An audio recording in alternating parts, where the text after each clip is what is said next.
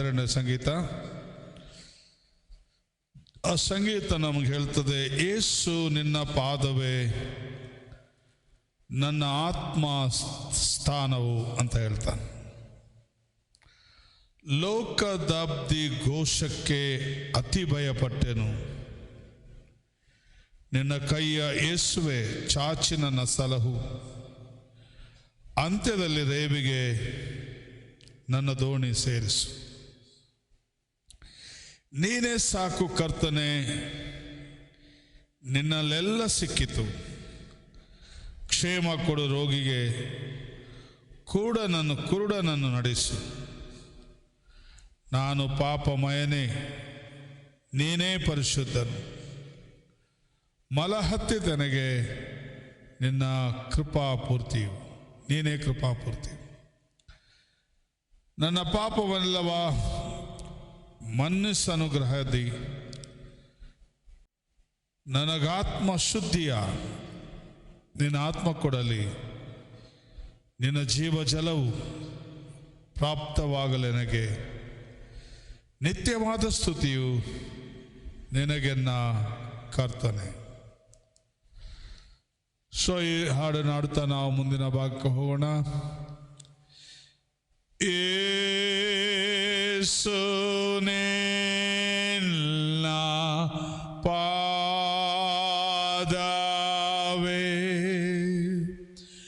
ನನ್ನ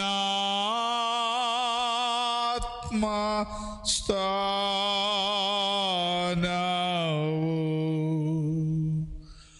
ಲೋಕದಾಬ್ದಿ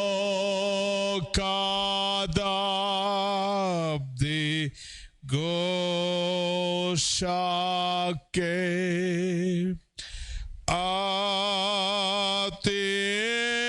ಭಯಪಟ್ಟೆನು,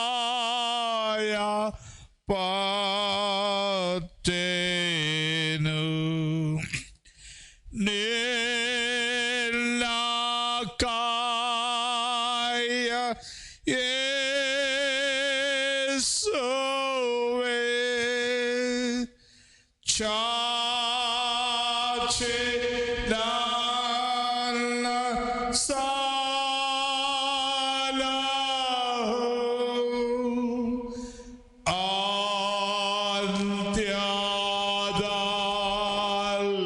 ಸಲಹು. ಅಂತ್ಯದಲ್ಲಿ ರೇವಿಗೆ ನನ್ನ ದೋಣಿ ಸೇರಿಸು. ನೀನೇ ಸಾಕು ಕರ್ತನೆ,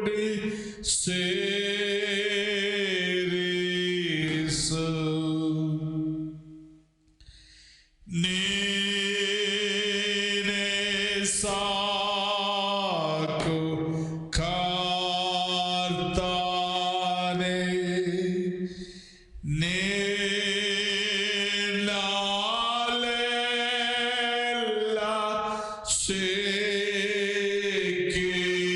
ಸಿಕ್ಕಿತು. ಕ್ಷೇಮ ಕೊಡು ರೋಗಿಗೆ,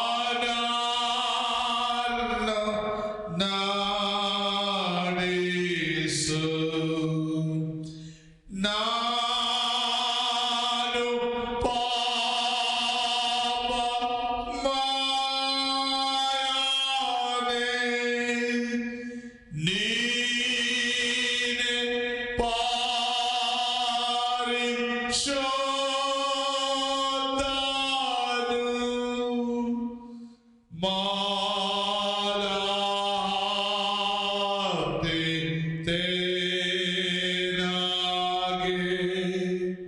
ನೀನೇ ಕೃಪಾಪೂರ್ತಿಯು.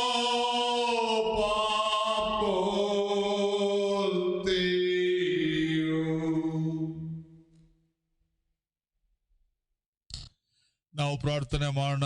ಸರ್ವಶಕ್ತ ದೇವರೇ, ಈ ದಿನಗಳು ಬಹಳ ಒಂದು ದುಃಖಕರವಾದ ಸಂಗತಿ. ಎಲ್ಲ ಜನರು ಮನೆಗಳ ಒಳಗಿದ್ದಾರೆ, ಹೊರಗೆ ಹೋಗ್ಲಿಕ್ಕಾಗದಂತ ಒಂದು ಪರಿಸ್ಥಿತಿ, ಭಯದ ವಾತಾವರಣ. ಯಾವಾಗ ಏನು ಸಂಭವಿಸ್ತದೋ ಗೊತ್ತಿಲ್ಲ. ಈ ಕೋವಿಡ್-19 ಎಷ್ಟೋ ಜನರು ಬಳಲಿ ಹೋಗಿದ್ದಾರೆ. ಇತರ ಜನರು ಅವರನ್ನು ಮುಟ್ಟಲಾರದ ಸ್ಥಿತಿಗೆ ಬಂದ್ಬಿಟ್ಟಿದೆ. ಅನೇಕರು ಸತ್ತವರ ಶವವನ್ನು ಕೂಡ ಮುಟ್ಟಲಾರದ ಪರಿಸ್ಥಿತಿ ಬಂದುಬಿಟ್ಟಿದೆ. ಓ ದೇವರೇ, ಇಂಥ ಒಂದು ದುಸ್ಥಿತಿ ಈ ಲೋಕಕ್ಕೆ ಇದುವರೆಗೆ ಬಂದದ್ದು ನಾವು ಕಾಣುವುದಿಲ್ಲ. ಆದರೆ ಮನುಷ್ಯರ ಸ್ವಾರ್ಥ, ಮನುಷ್ಯರಲ್ಲಿರುವಂಥ ಎಲ್ಲ ಗರ್ವ, ಆಂಭಾವ, ಇದೆಲ್ಲ ನಿನ್ನನ್ನು ನೋಯಿಸುವಂಥದ್ದಾಗಿದೆ. ಓ ಭೂಮಿಯನ್ನು ನೀನು ನಮಗೆ ಉಚಿತವಾಗಿ ಕೊಟ್ಟಿ. ಬೈಬಲ್ ಹೇಳ್ತದೆ, ಪ್ರತಿಯೊಂದನ್ನು ಸೃಷ್ಟಿಸಿ ಮನುಷ್ಯರಿಗೆ ನೀನು ಕೊಟ್ಟಿ. ಈ ಭೂಮಿಯಲ್ಲಿ ತುಂಬಿಕೊಳ್ಳಿರಿ ಅಂತ ಹೇಳಿದಿ, ಇದನ್ನು ವಶ ಮಾಡಿಕೊಳ್ಳಿರಿ ಅಂತ ಹೇಳಿದಿ, ಇದರಲ್ಲಿ ದೊರೆತನ ಮಾಡಿರಿ ಅಂತ ಹೇಳಿದಿ. ಅದು ತಂದೆಯಾದ ದೇವರೇ, ಇದು ನನ್ನದು, ಇದು ನಿನ್ನದೆಂಬ ಈ ಒಂದು ಒಳ ಜಗಳಗಳು, ಏನು ಬಾರ್ಡರ್ಸ್ಗೋಸ್ಕರವಾಗಿ ಗಲಾಟೆಗಳು, ಏನೇನೋ ನಡೀತಾ ಇದೆ. ಮನುಷ್ಯ ಸ್ವಾರ್ಥಿ ಆಗಿಬಿಟ್ಟಿದ್ದಾನೆ. ಎಲ್ಲ ವಿಷಯದಲ್ಲಿ ತನ್ನದೇ ನಡೆಯಬೇಕೆಂಬ ಒಂದು ಭಾವನೆ, ಧೋರಣೆ ಮನುಷ್ಯನಲ್ಲಿದೆ. ನಾನು ಹೇಳಿದೆ ಎಲ್ಲರೂ ಕೇಳಬೇಕೆಂಬ ಭಾವನೆಗಳು, ನನ್ನ ಮಾತೆ ನಡೆಯಬೇಕೆಂಬ ಭಾವನೆಗಳು, ನಾನು ನನ್ನ ಜನರು ಮಾತ್ರ ಉಳಿಯಬೇಕೆಂಬ ಭಾವನೆ, ಎಲ್ಲ ಸ್ವಾರ್ಥ ಭಾವನೆಯೇ ಇಂಥ ದುಸ್ಥಿತಿಗೆ ಕಾರಣವಾಗಿದೆ. ಆದ ಪ್ರತಿಯೊಬ್ಬ ಮನುಷ್ಯನು ಎಚ್ಚೆತ್ತು ಈ ಸಮಯದಲ್ಲಿ ತನ್ನನ್ನು ತಿದ್ದುಕೊಂಡು, ತನ್ನ ಧೋರಣೆಗಳನ್ನು ಬದಲಾಯಿಸಿಕೊಂಡು, ಮಹೋನ್ನತ ದೇವರೊಬ್ಬನಿದ್ದಾನೆ, ಸರ್ವರ ನಡತೆಯನ್ನು ತೂಗಿ ನೋಡುವವನು, ಪ್ರತಿಯೊಬ್ಬರನ್ನು ತಕ್ಕಡಿಯಲ್ಲಿ ತೂಗುವವನೆಂಬುದನ್ನು ನಾವು ನೆನಪಿಸಿಕೊಳ್ಳದ ಕೃಪೆ ಕೊಡು. ನೀನು ಬೆಲ್ತೇಶನ್ಗೆ ಹೇಳಿದಂಥ ಮಾತು, ನೀನು ತ್ರಾಸಿನಲ್ಲಿ ತೂಗಿ ಕಡಿಮೆ ಆಗಿದ್ದಿ ಅಂತ ಹೇಳಿದಿ. ಅದರ ತಂದೆಯಾದ ದೇವರೇ, ನೀನು ಪ್ರತಿಯೊಬ್ಬನ ನಡತೆಯನ್ನು ಪರೀಕ್ಷಿಸಿ ತಿಳುಕೊಂಡವನಾಗಿದ್ದಿ. ಆದ್ನ ನಿನ್ನ ವಾಕ್ಯ ಹೇಳೋ ಪ್ರಕಾರ ನನ್ನನ್ನು ಪರೀಕ್ಷಿಸಿ, ನನ್ನನ್ನು ಪರೀಕ್ಷಿಸಿ ಸಂಪೂರ್ಣ ತಿಳುಕೊಂಡಿದೆ. ನನ್ನ ಆಲೋಚನೆ ಎಲ್ಲವ ಬಲ್ಲವನಾಗಿರುತ್ತಿ.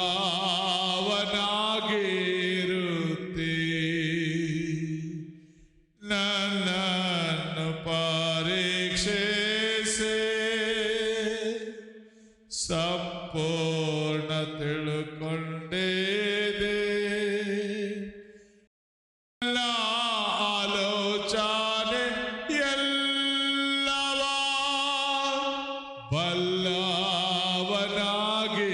ಬಲ್ಲವನಾಗಿರುತ್ತಿ. ನಾನೆಲ್ಲ ಆತ್ಮಕ್ಕೆ ತಪ್ಪಿಸಿಕೊಂಡು ಎಲ್ಲಿಗೆ ಹೋಗಲಿ. ನಾನೆಲ್ಲ ಆತ್ಮಕ್ಕೆ ಮರೆಯಾಗುವಂತೆ ಎಲ್ಲಿಗೆ ಹೋಗಲಿ. ಮೇಲಕ್ಕೆ ಏರಿ ಹೋದರು ಅಲ್ಲೆಯೂ ನೀನಿರುತ್ತಿ. ಪಾತಾಳಕ್ಕಿಳಿದು ಮರೆಯಾದರು ಅಲ್ಲೆಯೂ ನೀನಿರುತ್ತಿ. ನನ್ನನ್ನು ಪರೀಕ್ಷಿಸಿ ಸಂಪೂರ್ಣ ತಿಳುಕೊಂಡಿದೆ. ನನ್ನ ಆಲೋಚನೆ ಎಲ್ಲವ ಬಲ್ಲವನಾಗಿರುತ್ತಿ.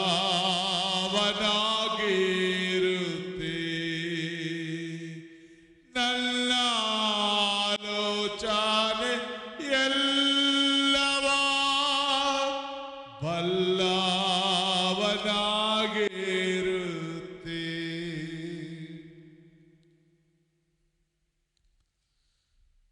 ಇಲ್ಲಿ ನಾವು ಸಂಗೀತದಲ್ಲಿ ಹಾಡಿದೆವು, ಯೇಸು ನಿನ್ನ ಪಾದವೇ ನನ್ನ ಆತ್ಮ ಸ್ಥಾನ. ಸೊ ಈ ಪಾದ, ಯೇಸುವಿನ ಪಾದ, ಇದು ಬಹಳ ಶ್ರೇಷ್ಠವಾದ. ನಾನು ಯೆರೂಸಲೇಮ್ ಟೂರಿಗೆ ಹೋಗಬೇಕಂತ ಯೋಚನೆ ಮಾಡಿದೆ. ಯಾತಕ್ಕಾಗಿ ಹೋಗಬೇಕು? ಅಲ್ಲಿ ಹಳೆ ಕಟ್ಟಡಗಳು, ದೇವಾಲಯಗಳು, ಇಲ್ಲಿವ ಸ್ಥಳಗಳನ್ನು ನೋಡಬೇಕೆಂಬ ವಿಷಯಕ್ಕಿಂತಲೂ ಹೆಚ್ಚಾಗಿ ನನ್ನ ಮನದಲ್ಲಿ ಬಂದಂಥ ಒಂದು ಆಶೆ ಏನಂದರೆ, ಯೇಸುವಿನ ಪಾದವು ತಗಲಿದ ಆ ಭೂಮಿಯನ್ನು ನಾನು ಹೋಗಿ ಸ್ಪರ್ಶ ಮಾಡಬೇಕು. ಇದು ನನ್ನ ಹೃದಯದಲ್ಲಿದ್ದಂಥ ದೊಡ್ಡ ಆಶೆ. ಒಂದು ವೇಳೆ ದೇವರು ಚಿತ್ತಾಯಿಸಿದರೆ ಯೇಸುವಿನ ಪಾದದ ವಿಷಯದಲ್ಲಿ ಒಂದು ಸಂಗೀತ ರಚನೆ ಮಾಡಬೇಕಂತ ನನಗೆ ಬಹಳ ಆಸೆ ಇದೆ. ಸೊ ಈ ಸಂಗೀತಗಾರನಲ್ಲಿ ಹೇಳ್ತಾನೆ, ಯೇಸು ನಿನ್ನ ಪಾದವೇ ನನ್ನ ಆತ್ಮ ಸ್ಥಾನವು ಅಂತ ಹೇಳ್ತಾನೆ. ಇಲ್ಲಿ ಈ ಸಂಗೀತಗಾರನಲ್ಲಿದ್ದಂಥ ದೀನತೆ ಮತ್ತೆ ತನ್ನ ಸ್ಥಾನ ಯೇಸುವಿನ ಪಾದದಲ್ಲಿಯೇ ಎಂದು ಅರಿತುಕೊಂಡಿದ್ದನು. ಅವನ ಹೃದಯದಲ್ಲಿ ಯಾವ ಒಂದು ಗರ್ವ, ಆಡಂಬರ, ಅಹಂಭಾವ ಯಾವುದೂ ಇರಲಿಲ್ಲ. ನಿನ್ನ ಪಾದವೇ ನನಗೆ ಗತಿ, ನಿನ್ನ ಪಾದದಲ್ಲೇ ನಾನು ಕೂತ್ಕೊಳ್ತೇನೆ, ನಿನ್ನ ಪಾದದಲ್ಲಿದೆ, ಅಲ್ಲೇ ನನ್ನ ಸ್ಥಾನ ಎಂಬುದಾಗಿ ಸ್ವಾಮಿಯ ಕಡೆಗೆ ಇರುವಂಥ ಆ ಘನವಾದ ಭಕ್ತಿಯನ್ನು ಆತನು ಸೂಚಿಸ್ತಾನೆ. ಕೆಲವು ಸಾರಿ ನಮ್ಮ ಭಕ್ತಿ ಅದು ಬರೇ ಬಾಯಿಯ ಮಾತುಗಳಾಗಿತ್ತು. ಒಬ್ಬ ತುಳು ಸಂಗೀತಗಾರನು ಬರೀತಾನೆ, ಬಾಯಿಡು ಭಕ್ತಿ ಪಾತರ ಬಂಜುಡುಂಡು ಮತ್ಸರ ಇಚ್ಚಿ ಗುಣ ಎಡ್ಡನ ಸ್ವಾಮಿ ಕಣ್ಣು ಕಟ್ಟೊಲ್ಯ. ಅಂದರೆ ಬಾಯಿಯಲ್ಲಿ ಭಕ್ತಿಯ ಮಾತುಗಳಿದೆ, ಹೃದಯದಲ್ಲಿ ಮತ್ಸರ ಇದೆ.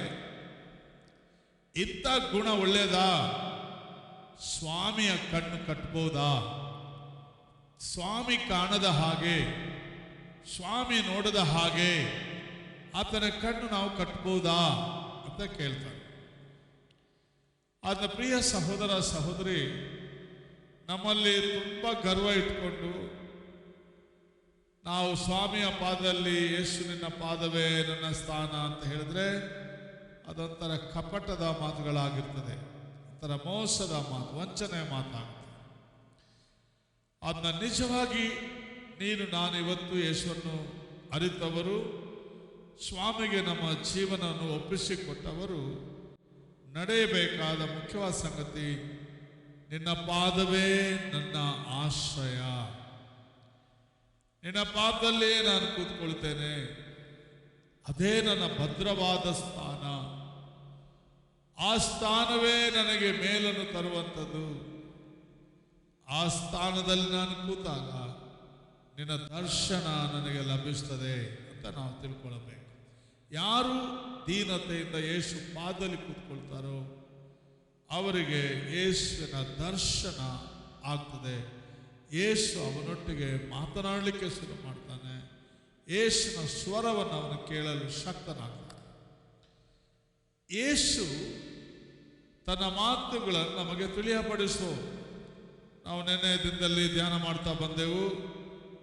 ಯಾವನಾದರೂ ನನ್ನನ್ನು ಪ್ರೀತಿಸುವವನಾದರೆ ನನ್ನ ಆಜ್ಞೆಗಳನ್ನು ಕೈಕೊಂಡು ನಡೆಯುವನು ಮತ್ತು ನಾನು ಅವನನ್ನು ಪ್ರೀತಿಸಿ ಅವನಿಗೆ ಕಾಣಿಸಿಕೊಳ್ಳುವೆನು.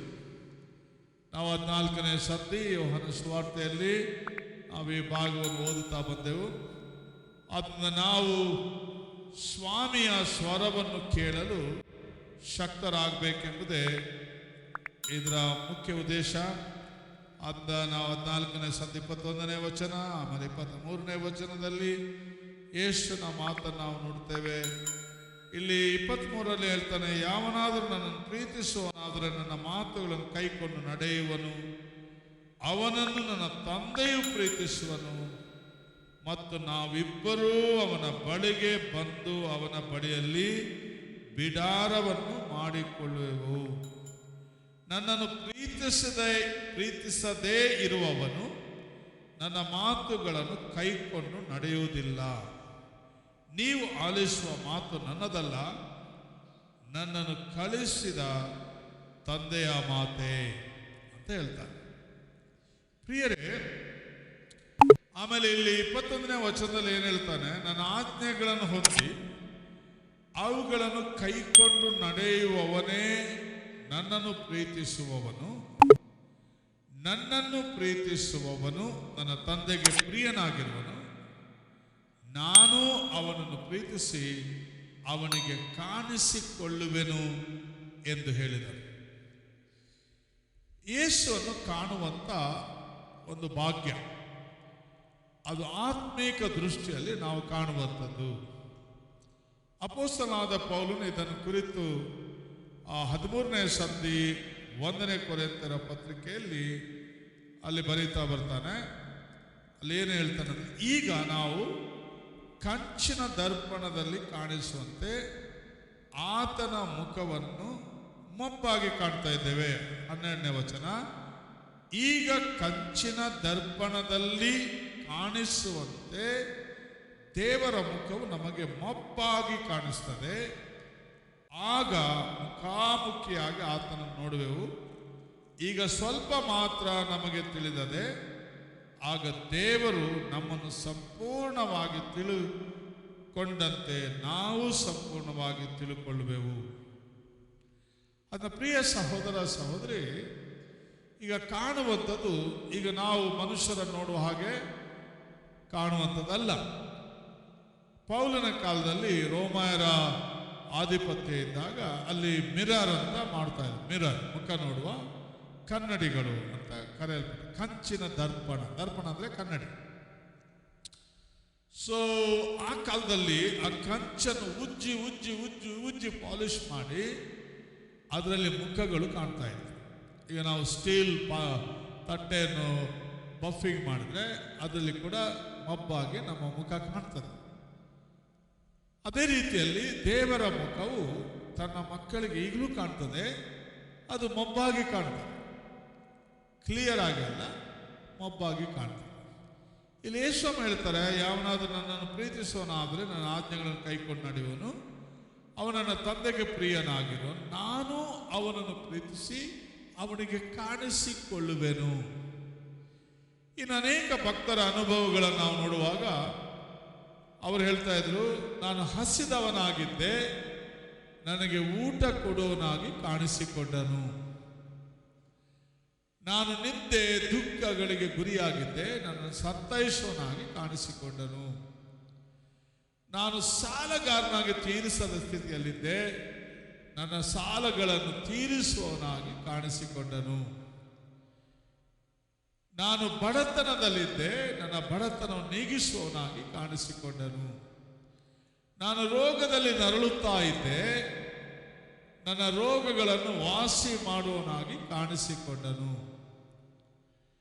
ಸಾಧಾರಣ 4 ವರ್ಷದ ಹಿಂದೆ, 3-4 ವರ್ಷದ ಹಿಂದೆ ನನ್ನ ಕಾಲುಗಳು, 2 ಕಾಲುಗಳು ಕೂಡ ಥೈಸ್ ಸಣ್ಣಾಗಿ ಶಕ್ತಿಯನ್ನು ಕಳೆದುಕೊಂಡ್ಬಿಡ್ತು. ಆ ಸಮಯದಲ್ಲಿ ನಾನು ಕೋಲು ಹಿಡ್ಕೊಂಡು ನಡೀತಾ ಇದ್ದೆ, ದೊಣ್ಣೆ ಹಿಡ್ಕೊಂಡು ನಡೀತಾ ಇದ್ದೆ. ಇಂಥ ಸಂದರ್ಭದಲ್ಲಿ ಒಂದು ದಿನ ಆತನಿಗೆ ಮೊರೆ ಇಡುವಾಗ ಆ ಕಾಲು ನೋವನ್ನು ತೆಗೆಯುವನಾಗಿ, ಆ ಕಾಲು ಸಣ್ಣದಾದ ಕಾಲು ತಿರುಗಿ ಯಥಾಸ್ಥಿತಿಗೆ ಬರುವ ಹಾಗೂ ದೇವರು ತನ್ನ ಕೃಪೆಯಿಂದ ಕಾಣಿಸಿಕೊಂಡನು, ಸ್ವಸ್ಥ ಮಾಡುವವನಾಗಿ ಕಾಣಿಸಿಕೊಂಡನು. ಅನೇಕ ಶಾರೀರಿಕ ರೋಗಗಳು ಬಂದಾಗ ಸ್ವಸ್ಥ ಮಾಡುವವನಾಗಿ ಕಾಣಿಸಿಕೊಂಡನು ಯೇಸು. ಆತ ಪ್ರಿಯ ಸಹೋದರ ಸಹೋದರರೇ, ಯೇಸು ಇವತ್ತಿಗೂ ಕಾಣಿಸಿಕೊಳ್ತಾನೆ. ಅದು ಮೊಬ್ಬಾಗಿ ನೋಡುವಂಥ ಕೃಪೆ ಅನೇಕರಿಗೆ ದೇವರು ಕೊಡ್ತಾನೆ. ಅದು ಆತ್ಮೀಕ ದೃಷ್ಟಿಯಲ್ಲಿ, ದ ಸ್ಪಿರಿಚುವಲ್ ಐಸ್ ಅಂತ ಕರೀತಾರೆ. ಆತ್ಮೀಕ ದೃಷ್ಟಿ, ಇಂಥ ದೃಷ್ಟಿ ನಮ್ಮ ಸ್ವಾಮಿಗಿದ್ದುದನ್ನು ನಾವು ಕಾಣ್ತೇವೆ. ನತಾನಿಯೇಲನು ಇನ್ನೂ ಯೇಸುವಿನ ಬಳಿಗೆ ಬರುವ ಮೊದಲೇ ಅಂಜೂರದ ಮರದ ಕೆಳಗೆ ಕೂತಿರುವುದನ್ನು ಯೇಸು ಸ್ವಾಮಿ ನೋಡುತ್ತಾ ಇದ್ದನು. ಪ್ರವಾದಿಯಾದ ಎಲೀಷನು ತನ್ನ ಮೇಲೆ ಬಂದಂತ ರಥರಥಾಶ್ವಗಳನ್ನು ಆತ್ಮೀಕ ದೃಷ್ಟಿಯಲ್ಲಿ ನೋಡುತ್ತಾ ಇದ್ದನು. ಗೆಹಜಿ ನಾಮಾನನ ಹತ್ರ ಹೋಗಿ ದುಸ್ತ್ ಬಟ್ಟೆ ಬೆಳ್ಳಿ ಬಂಗಾರಗಳನ್ನು ತೆಗೆದುಕೊಂಡದನ್ನು, ಇವನು ರಿಜೆಕ್ಟ್ ಮಾಡಿದನ್ನು, ಅವನು ಹೋಗಿ ತೆಗೆದುಕೊಂಡದನ್ನು ಆತ್ಮೀಕ ದೃಷ್ಟಿಯಲ್ಲಿ ನೋಡಿದನು. ಇಲ್ಲಿ ಎಲೀಷನ್ ಹೇಳ್ತಾನೆ, ಒಬ್ಬ ರಥದಿಂದ ಇಳಿದು ನಿನ್ನನ್ನು ಎದುರುಗೊಂಡದ್ದು ನನ್ನ ಆತ್ಮೀಕ ದೃಷ್ಟಿಗೆ ಕಾಣಲಿಲ್ಲ ಅಂತ ಭಾವಿಸ್ತೀಯೋ? ಪ್ರಿಯ ಸಹೋದರ ಸಹೋದರಿ, ಆತ್ಮೀಕ ದೃಷ್ಟಿ ಇದೊಂದು ದೇವರ ಒಂದು ಕೃಪೆಯ ಕೊಡುಗೆ. ಆದ ಈ ದೃಷ್ಟಿ ಉಳ್ಳವರು ಗರ್ವ ಪಡಲಿಕ್ಕೇನಿಲ್ಲ. ಆದರೆ ದೇವರ ಕೃಪೆಯಿಂದ ಆತನನ್ನು ಕಾಣುವಂತ ಭಾಗ್ಯ ಹೊಂದಿಕೊಳ್ಳುತ್ತಾರೆ. ಆದರೆ ಇವತ್ತು ಇಂಥ ಒಂದು ಅನುಭವಕ್ಕೆ ನಾವು ದಾಟಿ ಹೋಗುವಾಗ ನಮ್ಮಲ್ಲಿ ಗರ್ವಗಳು ಬಾರದೆ ನಾವು ಯಾವಾಗಲೂ ಹೋಗಿ ಸ್ವಾಮಿಯ ಪಾದದಲ್ಲಿ ಕೂತುಕೊಳ್ಳೋರಾಗಬೇಕು. ನಾವು ಎಷ್ಟು ಮೇಲಕ್ಕೆತ್ತಲ್ಪಟ್ಟರೂ, ಏನೆಲ್ಲ ದೇವರಿಂದ ಹೊಂದಿದರೂ ನಾವು ಈ ಮಾತುಗಳನ್ನು ಹೇಳುವುದಕ್ಕೆ ನಾವು ಸಿದ್ಧರಾಗಿರಬೇಕು.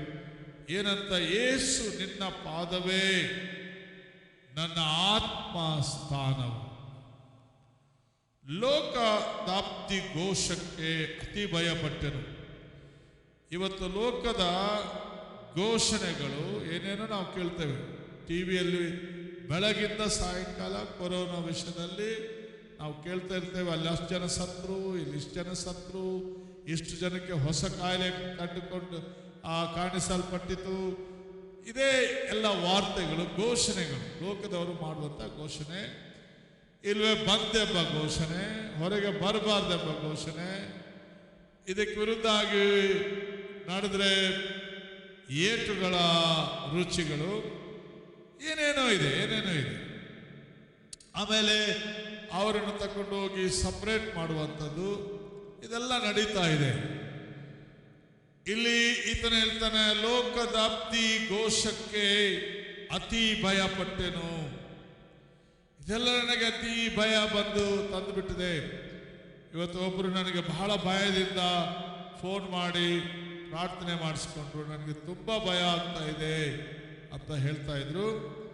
ಕರ್ತನಲ್ಲಿ ಪ್ರಿಯರೇ, ಈ ಸಂಗೀತಗಾರನ ಅದೇ ಹೇಳ್ತಾನೆ, ಲೋಕದಾಪ್ತಿ ಘೋಷಕ್ಕೆ ಅತಿ ಭಯ ಪಟ್ಟೆನು. ನಿನ್ನ ಕೈಯ ಯೇಸುವೆ ಚಾಚಿ ನನ್ನ ಸಲಹು. ಈಗ ಆತನ ಕೇಳಿಕೊಳ್ತಾನೆ ಇಂಥ ಭಯದ ಸ್ಥಿತಿಯಲ್ಲಿ, ನಿನ್ನ ಕೈ ಯೇಸುವೆ, ನಿನ್ನ ಕೈ ಯೇಸುವೆ, ಆ ಗಾಯವುಳ್ಳ ಕೈಗಳು, ನನ್ನ ಪಾಪಗಳಿಗಾಗಿ ಶಿಲುಬೆಯಲ್ಲಿ ಜಡಿಯಲ್ಪಟ್ಟ ಕೈಗಳು, ಆ ಕೈಗಳನ್ನು ಚಾಚಿ, ನಿನ್ನ ಕೈ ಯೇಸುವೆ ಚಾಚಿ ನನ್ನ ಸಲಹು ಅಂತ ಇಲ್ಲಿ ಕೇಳಿಕೊಳ್ತಾ ಇದ್ದಾರೆ. ನಾವು ಕೂಡ ಈ ಭಯದ ದಿನದಲ್ಲಿ ಏನು ಮಾಡಬೇಕು? ಭಯಪಟ್ಟು ನಡುಗುವುದಲ್ಲ, ಯೇಸುವಿನ ಬಳಿಗೆ ಹೋಗಬೇಕು. ಯಾಕಂದ್ರೆ ಆತನು ನಮಗೆ ಹೇಳಿದ್ದಾನೆ, ಲೋಕದಲ್ಲಿ ನಿಮಗೆ ಸಂಕಟ ಉಂಟು, ಹೆದರಬೇಡಿರಿ, ನಾನು ಲೋಕವನ್ನು ಜಯಿಸಿದ್ದೇನೆ ಅಂತ ಹೇಳಿದ ಯೇಸುವಿನ ಬಳಿಗೆ ನಾವು ಹೋಗಬೇಕು.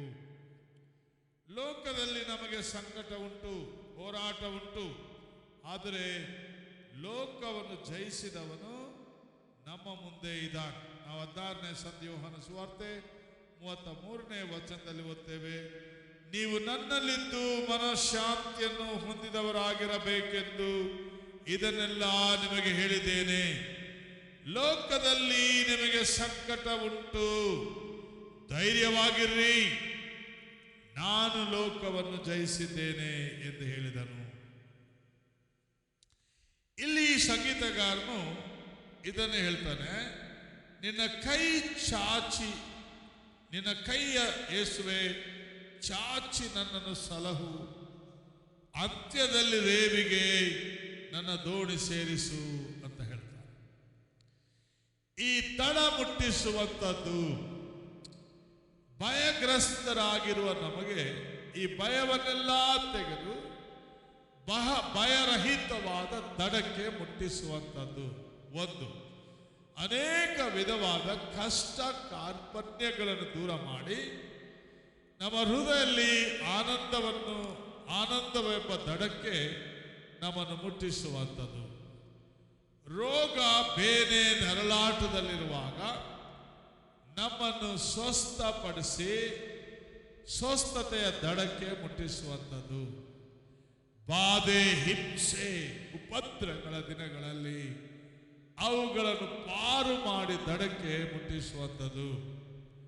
ಆಮೇಲೆ ಅದಕ್ಕಿಂತಲೂ ಶ್ರೇಷ್ಠವಾದದ್ದು ಯಾವುದಂದ್ರೆ, ನಮ್ಮ ಈ ಲೋಕದ ಪ್ರಯಾಣ ಮುಗಿದ ಮೇಲೆ ನಮ್ಮನ್ನು ದಡಕ್ಕೆ ಸೇರಿಸುವಂಥದ್ದು. ಅದು ಪರಲೋಕ ರಾಜ್ಯದ ದಡಕ್ಕೆ. ಇದು ಬಹಳ ಮುಖ್ಯವಾದದ್ದು. ಒಬ್ಬ ಮನುಷ್ಯ ಲೋಕವೆಲ್ಲ ಸಂಪಾದನೆ ಮಾಡಿ ಪ್ರಾಣ ನಷ್ಟಪಟ್ಟರೆ ಅವನಿಗೆ ಪ್ರಯೋಜನ ಏನು ಅಂತ ಸ್ವಾಮಿ ಹೇಳ್ತಾನೆ. ಅವನು ಸಂಪಾದಿಸಿದ್ದು ಅವನನ್ನು ರಕ್ಷಿಸುವುದೇ, ಇಲ್ಲಿ ಅವನನ್ನು ದಡಕ್ಕೆ ಸೇರಿಸುವುದೇ ಎಂಬ ಮಾತುಗಳನ್ನು ಯೇಸು ಸ್ವಾಮಿ ನುಡಿದನ್ನು ನಾವು ಕಾಣ್ತೇವೆ. ಆದುದರಿಂದ ನಮ್ಮ ಎಲ್ಲ ಕಾರ್ಯಗಳಲ್ಲಿ ಒಂದು ಅಂತ್ಯ ಇದೆ. ಒಂದು ಕೆಲಸ ಪ್ರಾರಂಭ ಮಾಡ್ತೇವೆ, ಅದನ್ನು ಅಂತ್ಯ ಮಾಡ್ತೇವೆ. ಪ್ರಾರಂಭಿಸುವವನು ಅದನ್ನು ಮುಕ್ತಾಯಪಡಿಸುವ ದೇವರಾಗಿರುವುದರಿಂದ ಆ ದೇವರಲ್ಲಿ ನಾವು ಕಾರ್ಯವನ್ನು ಪ್ರಾರಂಭಿಸ್ತೇವೆ, ದೇವರಲ್ಲಿ ಕಾರ್ಯವನ್ನು ಮುಗಿಸ್ತೇವೆ.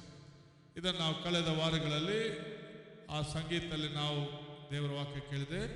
ಕ್ರಿಸ್ತೇಸು ಒಡನೆ ನಾ ಕಾರ್ಯ ತೊಡಗುವುದು, ಕ್ರಿಸ್ತೇಸು ಒಡನೆ ನಾ ಕಾರ್ಯ ಮುಗಿಸುವುದು. ಅಂದರೆ ಆ ಯೇಸುವಿನಲ್ಲಿ ನಮಗಿಂತ ಒಂದು ಶ್ರೇಷ್ಠ ಭಾಗ್ಯ ದಡಕ್ಕೆ ಮುಟ್ಟುವಂಥದ್ದು, ಇಲ್ಲ ಕಂಪ್ಲೀಟ್ ಮಾಡುವಂಥದ್ದು. ಪ್ರಯಾಣವನ್ನು ಮುಗಿಸಿ ದಡಕ್ಕೆ ಸೇರಿದ ಆಚೆ ದಡಕ್ಕೆ ಸೇರುವುದು, ಆ ದೋಣಿಯ ಪ್ರಯಾಣವನ್ನು ಮುಗಿಸಿ ಆಚೆ ದಡಕ್ಕೆ ಸೇರಿದಾಗ ಇದು ನಮ್ಮ ಜೀವನನಾಗುತ್ತೆ, ಜೀವನ ಯಾತ್ರೆನೂ ಆಗುತ್ತೆ. ನಮ್ಮ ಕಷ್ಟ, ವೇದನೆ, ನರಳಾಟ, ಸಮಸ್ಯೆ ಮತ್ತೆ ನಾವು ಪ್ರಾರಂಭಿಸಿದ ಕೆಲಸಗಳು ಅದನ್ನು ಕೂಡ ದಡಕ್ಕೆ ಮುಟ್ಟಿಸುವಂಥದ್ದು ದೇವರಿಂದ ಆಗುವಂಥ ಕಾರ್ಯ. ಎಂಥ ಕಷ್ಟವೇ ಇರಲಿ, ಎಷ್ಟೇ ಬಿರುಗಾಳಿ ಬರಲಿ, ಏನೇ ಸಂಭವಿಸಲಿ, ಯೇಸು ನಮ್ಮ ದೋಣಿಯಲ್ಲಿದ್ದರೆ ನಾವು ದಡ ಸೇರುವುದು ನಿಶ್ಚಯ. ಆತ್ಮ ಪ್ರಿಯರೇ, ಇಲ್ಲಿ ಯೇಸು ನಮ್ಮ ದೋಣಿಯಲ್ಲಿ ಇರತಕ್ಕದ್ದು ಬಹಳ ಮುಖ್ಯವಾದ ವಿಷಯ. ಅದನ್ನ ಇನ್ನೊಬ್ಬ ಸಂಗೀತಗಾರ ಹೇಳ್ತಾನೆ, ಈ ಜೀವ ಕತ್ತಲಲ್ಲಿ ನನ್ನನ್ನು ನೀ ತೇಜ ಚೆಲ್ಲಿ ನೀ ಏ ಜೀವ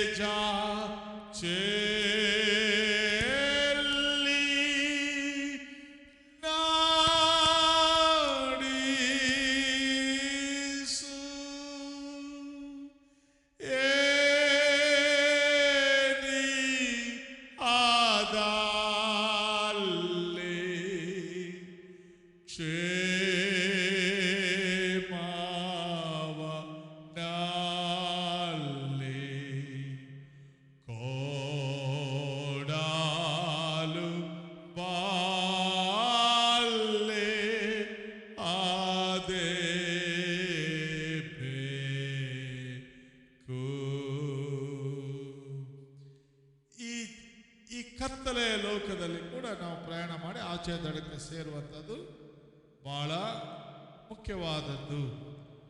ಯೇಸುನೊಟ್ಟಿಗೆ ನಮ್ಮ ಪ್ರಯಾಣ ಪ್ರಾರಂಭವಾದಾಗ ಆತನೇನು ಹೇಳ್ತಾರೆ, ಶಿಷ್ಯರಿಗೆ ಏನು ಹೇಳಿದ್ರು, ನಾವು ಆಚೆಯ ದಡಕ್ಕೆ ಹೋಗೋಣ ಅಂತ ಹೇಳಿದ್ರು. ಸೊ ಅವರು ಯೇಸುವನ್ನು ಅದೇ ದೋಣಿಯಲ್ಲಿ ಕರ್ಕೊಂಡು ಹೋದರು ಅಂತ ಆಚೆಯ ದಡಕ್ಕೆ. ನಮ್ಮ ಜೀವನದ ಪ್ರತಿಯೊಂದು ಕೆಲಸದ ಆಚೆ ದಡ ಮಾತ್ರವಲ್ಲ, ಈ ಜೀವನ ಯಾತ್ರೆ ಮುಗಿದ ಮೇಲೆ ಆಚೆ ದಡಕ್ಕೆ ಸೇರುವಂಥದ್ದು, ಅದು ತಂದೆಯ ಬಳಿಗೆ ಆತನ ಸಾನ್ನಿಧ್ಯಕ್ಕೆ ಸೇರುವಂಥ ದಡ, ಅದು ಕೂಡ ಬಹಳ ಶ್ರೇಷ್ಠವಾದದ್ದು. ಈ ಸಂಗೀತಗಾರ ಹೇಳ್ತಾನೆ, ಅಂತ್ಯದಲ್ಲಿ ರೇವಿಗೆ ನನ್ನ ದೋಣಿ ಸೇರಿಸು. ಆಮೇಲೆ ಎರಡನೇ ಚರಣದಲ್ಲಿ ಹೇಳ್ತಾನೆ, ನೀನೇ ಸಾಕು ಕರ್ತನೆ, ನಿನ್ನಲ್ಲೆಲ್ಲ ಸಿಕ್ಕಿತು. ಈ ಸಂಗೀತ ಆತನ ಹಾಡ್ತಾನೆ ಫಸ್ಟ್ ಚರಣದಲ್ಲಿ. ಎರಡನೇ ಚರಣದಲ್ಲಿ ತನ್ನ ಪ್ರಾರ್ಥನೆಗೆ ಬಂದ ಉತ್ತರವನ್ನು ತಿಳಿಸ್ತಾನೆ. ನೀನೇ ಸಾಕು ಕರ್ತನೆ, ನಿನ್ನಲ್ಲೆಲ್ಲ ಸಿಕ್ಕಿತು. ಸೊ ನೀನು ಯೆಹೋವ ಈರೆಯಾಗಿ ನನಗೆಲ್ಲವನ್ನು ಒದಗಿಸಿದಿ. ನೋಡಿದು ಅನುಭವ. ನಾನು 40 ವರ್ಷ ಈ ಅನುಭವವನ್ನು ಮಾಡುತ್ತಾ ಬಂದೆ. ಆತನು ಒದಗಿಸುವಂತ ಎಷ್ಟು ಅದ್ಭುತವಾಗಿ ಆತನಿಂದ ಎಲ್ಲ ಸಿಕ್ಕಿತು. ನಮಗೇನು ಅವಶ್ಯ ಇತ್ತು ಅದೆಲ್ಲ ಆತನಿಂದ ಸಿಕ್ಕಿತು. ಆಮೇಲೆ ಮುಂದೆ ಹೇಳ್ತಾನೆ, ಕ್ಷೇಮ ಕೊಡು ರೋಗಿಗೆ, ಕುರುಡನನ್ನು ನಡೆಸು. ನನಗೆ ಕ್ಷೇಮ ಕೊಡು.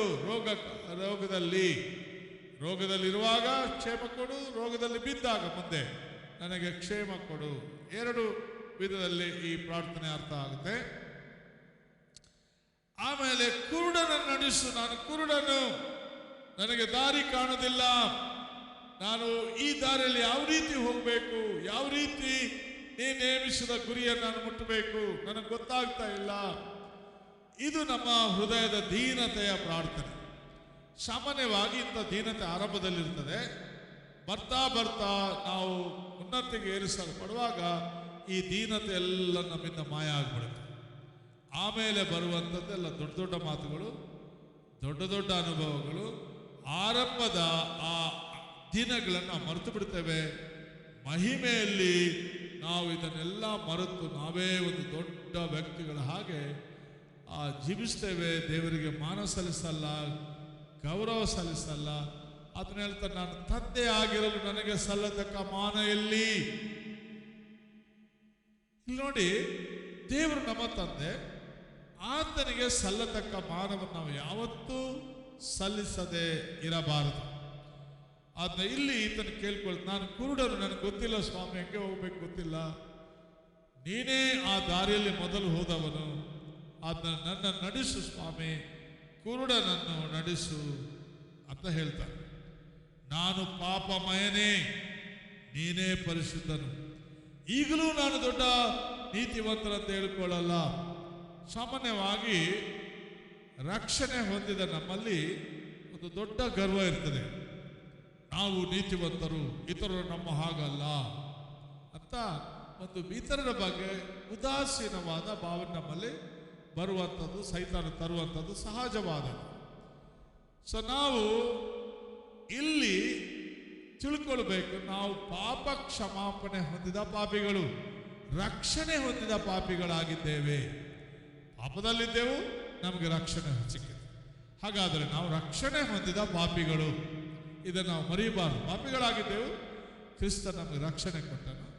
ನಾವು ರಕ್ಷಣೆ ಹೊಂದಿದ ಪಾಪಿಗಳಾಗಿದ್ದೇವೆ ಎಂಬುದನ್ನು ನಾವು ನೆನೆಸಿಕೊಂಡು ನಮ್ಮ ಜೀವಮಾನವೆಲ್ಲ ನಮಗೆ ರಕ್ಷಣೆಯನ್ನು ಕೊಟ್ಟ ಯೇಸುವಿಗೆ ನಾವು ಕೃತಜ್ಞರಾಗಿ ನಡೆದುಕೊಳ್ಳುವಂಥದ್ದು ಬಹಳ ಮುಖ್ಯವಾದದ್ದು. ಆಮೇಲೆ ಮುಂದೆ ಆತನ ಹೇಳ್ತಾನೆ, ನೀನೇ ಪರಿಶುದ್ಧನು, ನೀನೊಬ್ಬನೇ ಪರಿಶುದ್ಧನು. ನಿನ್ನ ಪರಿಶುದ್ಧತೆಯ ಮುಂದೆ ನನ್ನ ಶುದ್ಧ ಜೀವನವನ್ನು ಕಂಪೇರ್ ಮಾಡಿದ್ರೆ ಅದು ರಾತ್ರಿ ಹಗಲಿದ್ದ ಆಗಿದೆ. ನಾನು ನಿನ್ನ ಪರಿಶುದ್ಧತೆಯ ಮುಂದೆ, ಓ ದೇವರೇ, ನಾನು ಏನು ಅಲ್ಲದವನು ಎಂಬುದನ್ನು ಒಪ್ಪಿಕೊಳ್ಳುವಂಥದ್ದು ಬಹಳ ಮುಖ್ಯವಾದ. ಆಮೇಲೆ ಮಲ ಹತ್ತಿತನಿಗೆ ನೀನೇ ಕೃಪಾ ಪೂರ್ತಿಯು ಅಂತ ಹೇಳ್ತಾನೆ. ನೀನೇ ಕೃಪಾ ಪೂರ್ತಿ. ಅದನ್ನ ಪ್ರಿಯ ಸಹೋದರ ಸಹೋದರಿ, ಪೌಲನು ಹೇಳಿದ ಮಾತು ಕಡೆಯ ದಿನಗಳಲ್ಲಿ, ನಾನು ಎಂಥವನಾಗಿದ್ದೇನೋ ದೇವರ ಕೃಪೆಯಿಂದಲೇ ಅಂಥವನಾಗಿದ್ದೇನೆ ಎಂಬುದನ್ನು ಅವನು ಅರಿತುಕೊಂಡನು. ಈ ದಿನ ದೇವರ ಕೃಪೆಯನ್ನು ನಾವು ನೆನೆಸಿಕೊಳ್ಳೋಣ. ಆ ಕೃಪೆಯೇ ನಮ್ಮನ್ನು ಪಾಪಿಗಳಾದ ನಮ್ಮ ರಕ್ಷಣೆಗೆ ನಡೆಸಿತು. ಆ ಕೃಪೆಯ ಪವಿತ್ರಾತ್ಮ ನಮ್ಮ ಮೇಲೆ ಇಳಿದು ಬರುವಂತೆ ಮಾಡಿತು. ಆ ಕೃಪೆಯಿಂದ ನಾವು ಪವಿತ್ರಾತ್ಮ ಭರಿತರಾದೆವು, ವರಗಳನ್ನು ಪಡೆದೆವು, ಸೇವೆ ಎಂಬ ಆ ಕಾರ್ಯಕ್ಕೆ ನಾವು ನೇಮಿಸಲ್ಪಟ್ಟೆವು. ನಮಗೆಲ್ಲವೂ ದೇವರಿಂದ ದೊರಕಿತು. ಅದನ್ನು ನಾವು ಯಾವ ವಿಷಯದಲ್ಲಿ ಹೆಚ್ಚಳ ಪಡದೆ, ಹೆಚ್ಚಳ ಪಡುವವನು ಕರ್ತನಲ್ಲೇ ಹೆಚ್ಚಳ ಪಡಬೇಕೆಂಬ ಆ ಮಾತುಗಳನ್ನು ಕೇಳಿ ದೀನ ಸ್ವಭಾವದಿಂದ ನಾವು ಜೀವಿಸುವಂತ ಮುಂದಕ್ಕೆ ಸಾಗೋಣ. ಅದು ಈ ಸಮಯದಲ್ಲಿ ರೋಗ, ಬೇನೆ, ವೇದನೆ ಒಂದು ವೇಳೆ ನಿನ್ನನ್ನು ಕಾಡ್ತಾ ಇರ್ಬೋದು. ಸಂಗೀತಗಾರ ಹೇಳ್ತಾನೆ, ನನ್ನ ರೋಗಗಳನ್ನು, ಬೇನೆಗಳನ್ನು ನೀನು ವಾಸಿ ಮಾಡು ಅಂತ ಬೇಡಿದ ಹಾಗೆ ನಾವು ಕೂಡ ಬೇಡೋಣ. ನಮ್ಮ ದೇವರು ನಮ್ಮ ರೋಗಗಳನ್ನು ವಾಸಿ ಮಾಡಲು ಶಕ್ತನಾದ ದೇವರು. ಆತನು ಹೇಳ್ತಾನೆ, ಯೆಹೋವನಾದ ನಾನೇ ನಿನ್ನ ಆರೋಗ್ಯದಾಯಕನು, ನಾನು ನಿನಗೆ ಆರೋಗ್ಯವನ್ನು ಕೊಡುವವನು, ಹದ್ದಿಗೆ ಬರುವಂತೆ ನಿನಗೆ ಯೌವನವನ್ನು ಬರಮಾಡುವವನಾಗಿದ್ದೇನೆ ಅಂತ ಹೇಳಿದ ದೇವರ ಮಾತುಗಳನ್ನು, ಆತನ ಭಕ್ತರ ಬಾಯಲ್ಲಿಟ್ಟು ಭರವಸೆಟ್ಟ ಮಾತುಗಳನ್ನು ನಾವು ನಂಬೋಣ. ಆ ಮಾತುಗಳಲ್ಲಿ ಭರವಸೆ ಇಡೋಣ. ಯಾರು ಯೇಸುವಿನ ಮಾತಿನಲ್ಲಿ ಭರವಸೆ ಇಡ್ತಾರೋ ಅವರು ಬಂಡೆಯ ಮೇಲೆ ಮನೆ ಕಟ್ಟಿದ ಬುದ್ಧಿವಂತರಾದ ಮನುಷ್ಯನಿಗೆ ಹೋಲುವನು. ಬಿರುಗಾಳಿ ಬರಲಿ, ಮಳೆ ಬರಲಿ, ಆ ಮನೆ ಸುರಕ್ಷಿತವಾಗಿ ಉಳಿದುಕೊಳ್ಳುತ್ತದೆ. ಹಾಗೆ ನಮ್ಮ ಕ್ರಿಸ್ತಿಯ ಜೀವನ ಕೂಡ ಸುರಕ್ಷಿತವಾಗಿ ಉಳಿದು ಕಡೆಗೆ ಅಂತ್ಯದಲ್ಲಿ ನಾವು ಆ ರೇವಿಗೆ, ಅಂದರೆ ಆಚೆಯ ದಡಕ್ಕೆ ನಾವು ಸೇರುವವರಾಗುತ್ತೇವೆ. ಪ್ರಾರ್ಥನೆ ಮಾಡಿ.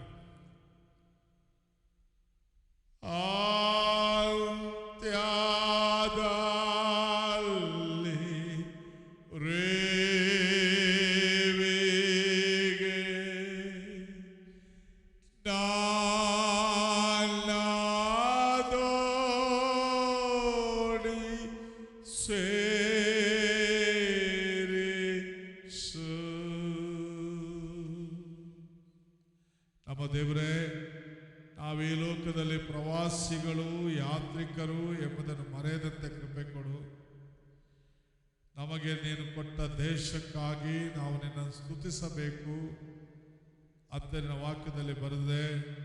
ನೀವು ಹೊಟ್ಟೆ ತುಂಬ ಉಂಡು ಸುಖದಿಂದಿರುವಾಗ ದೇವರು ನಿಮಗೆ ಕೊಟ್ಟ ಉತ್ತಮ ದೇಶಕ್ಕಾಗಿ ನೀವು ಆತನನ್ನು ಸ್ತುತಿಸಬೇಕು ಅಂತ ನಿನ್ನ ವಾಕ್ಯದಲ್ಲಿ ಬರೆದಿದೆ.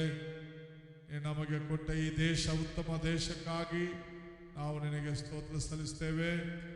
ಈ ದೇಶದಲ್ಲಿ ನಾವು ನಂಬಿಗಸ್ತರಾಗಿಯೂ ನೀತಿವಂತರಾಗಿಯೂ ಇತರರನ್ನು ಪ್ರೀತಿಸುವವರಾಗಿಯೂ ಇತರರಿಗಾಗಿ ಪ್ರಾರ್ಥನೆ ಮಾಡುವವರಾಗಿಯೂ ಇತರ ಏಳಿಗೆಯನ್ನು ಬಯಸುವವರಾಗಿಯೂ ಈ ಉತ್ತಮ ದೇಶದಲ್ಲಿ ನಾವು ನಿನ್ನ ಘನಪಡಿಸಿದ ಕೃಪೆ ಕೊಡು. ಯಾರ್ಯಾರಿಗೆ ಯಾವ ಯಾವ ದೇಶ ಕೊಟ್ಟಿದೆ ಅದು ಅವರಿಗೆ ಉತ್ತಮವಾದ ದೇಶ. ನನಗೆ ದೊರಕಿದ ಸ್ವಾಸ್ಥ್ಯವು ರಮಣೀಯವಾದದ್ದು ಅಂತ ಕೀರ್ತನೆಗಾರ ಹೇಳ್ತಾನೆ. ನೀನು ನಮ್ಮನ್ನು ಎಲ್ಲೆಲ್ಲಿಟ್ಟಿದೆಯೋ ಆ ಸ್ಥಾನದಲ್ಲಿ ನಿನ್ನನ್ನು ಸನ್ಮಾನಿಸುವ ಶಕ್ತಿ ನಮಗೆ ಕೊಡು. ಈ ದಿನ ವಾಕ್ಯ ಕೇಳಿದ ಪ್ರತಿಯೊಬ್ಬ ಸ್ತ್ರೀ, ಪುರುಷ, ಬಾಲಕ, ಬಾಲಕಿಯರನ್ನು ಕರುಣಿಸು. ಅವರ ಸಮಸ್ಯೆಗಳು, ಬಾಧೆಗಳು, ಭಯಗಳು, ಭೀತಿಗಳು ಏನೇನಿದೆಯೋ ಅದೆಲ್ಲ ನಿವಾರಣೆ ಮಾಡು. ನಿನ್ನ ಪಾದವೇ ನಮಗೆ ಆಶ್ರಯ ಸ್ಥಾನ, ನಮ್ಮ ಆತ್ಮ ಸ್ಥಾನ ಎಂಬುದನ್ನು ನಾವಿವತ್ತು ಜ್ಞಾಪಿಸಿಕೊಂಡಿದ್ದೇವೆ. ಆತ ಎಲ್ಲ ಭಯವೆಲ್ಲ ಬಿಸಾಕಿ ನಿನ್ನ ಪಾದ ಸನ್ನಿಧಿಗೆ ಬರುವಂತ ಕೃಪೆ ಕೊಡು. ಈ ದಿನ ನಮ್ಮ ಹೃದಯದಲ್ಲಿ ಸಂತೋಷವನ್ನು ಉಂಟು ಮಾಡು, ಉತ್ತೇಜನವನ್ನು, ಉತ್ಸಾಹವನ್ನು ಉಂಟು ಮಾಡು. ನಾವು ಯಾವತ್ತೂ ದೆಸೆಗೆಟ್ಟವರಾಗಿರದೆ, ಭಯಗ್ರಸ್ತರಾಗಿರದೆ ನಾವು ಸಂತೋಷದಿಂದ ನಿನ್ನನ್ನು ಆರಾಧಿಸ್ತಾ ಸ್ತುತಿಸ್ಲಿಕ್ಕಾಗುತ್ತೆ ಕೃಪೆ ಕೊಡು. ಯೇಸು ಸ್ವಾಮಿಯ ನಾಮದಲ್ಲಿ ಬೇಡಿದ್ದೇವೆ, ಆಮೇನ್. When we stand in the other shore, I praise Him more and more. ನನ್ನ ದೇವರಿಗೆ ಮಹಿಮೆ ಎತ್ತಿಡಿದ, ನನ್ನನ್ನು ಎತ್ತಿಡಿದ ಯೇಸು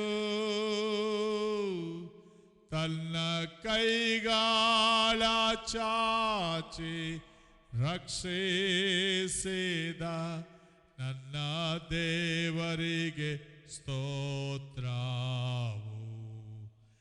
ನಾನು ಯೇಸುವನ್ನು ಸ್ತುತಿಸುವೆನು, ನಾನು ಯೇಸುವನ್ನು ಸ್ತುತಿಸುವೆನು. When I stand in the shore, I praise Thee.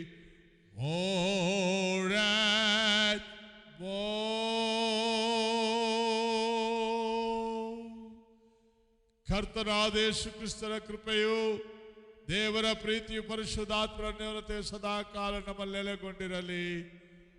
ಆಮೇನ್. ಕ್ರಿಸ್ತೆ ಸ್ವಾಮಿ ವಾಸಿಸೆ ಮಾಡು, ಏಸಾಯ ಕಾಲ ಹತ್ರದಲ್ಲಿರು,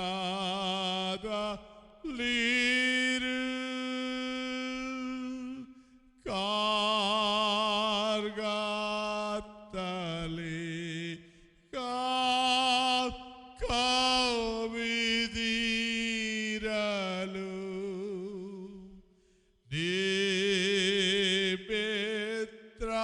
ನಿಮಿತ್ರಾಯೇಸು ವಾಸೆಸೆ ಮಾಡು.